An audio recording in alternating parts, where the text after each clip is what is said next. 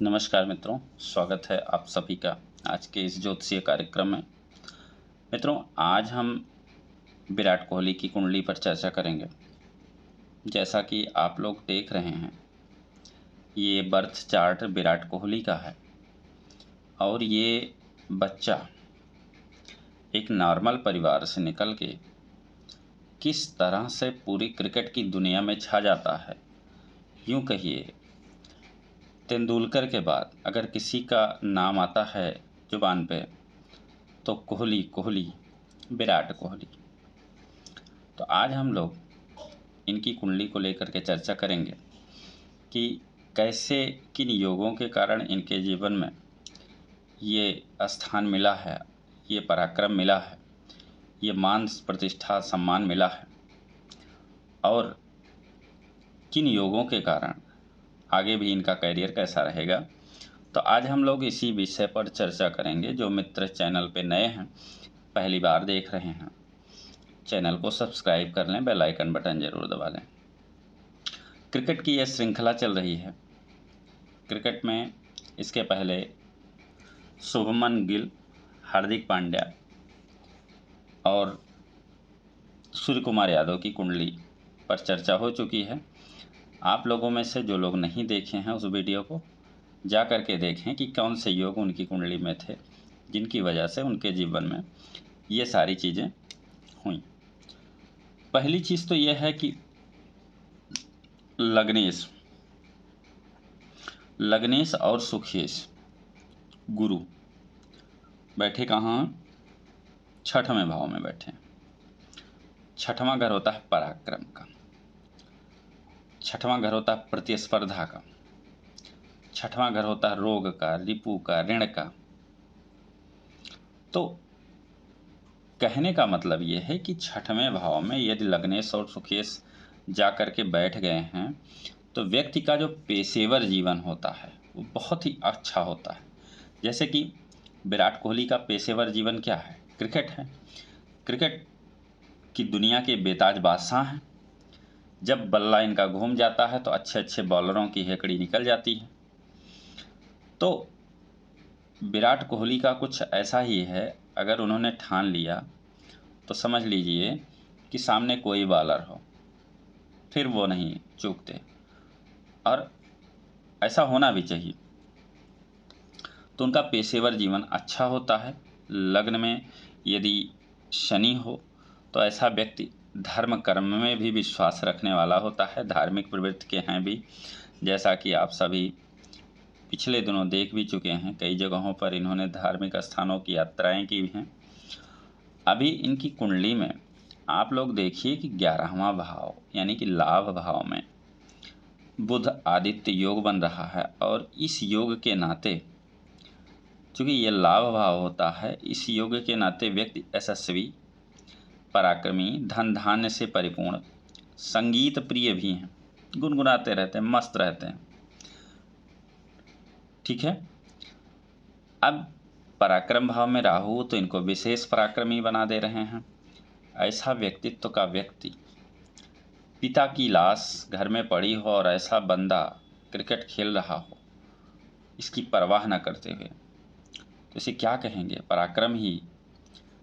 फिर इनको प्रेम भी होता है और विवाह भी होता है। अब प्रेम और विवाह का संबंध कहाँ से होगा? पंचम भाव और सप्तम भाव का जब संबंध होता है तो प्रेम विवाह की निष्पत्ति होती है। पंचम भाव के स्वामी हैं मंगल और सप्तम भाव के स्वामी हैं बुध। तो डायरेक्ट संबंध तो नहीं बन रहा, लेकिन दृष्टि संबंध, मंगल की 8वीं दृष्टि बुध पर पड़ रही है। तो इससे जो है इनको प्रेम हुआ अनुष्का शर्मा से और विवाह भी इन्होंने कर लिया। इनकी कुंडली में एक योग ऐसा है कि शुक्र भी नीच के हैं और सूर्य भी नीच के हैं। लेकिन अब नवांश कुंडली में अगर हम जाएं तो नवांश कुंडली में शुक्र द्वादश भाव में अपने घर में बैठे हैं शनि के साथ। तो द्वादश भाव में शुक्र शनि के साथ हैं तो इनके दाम्पत्य जीवन में मधुरता लाते हैं। इनका जो दाम्पत्य जीवन का वैयक्तिक जीवन है बहुत ही अच्छा है। और चूँकि शुक्र अपनी राशि में है तो इनको लग्जरी की कमी नहीं है, धन धान्य से परिपूर्ण है। और सूर्य यहाँ नीच के हैं, फिर भी इनको धन प्रतिष्ठा सम्मान मिल रहा है।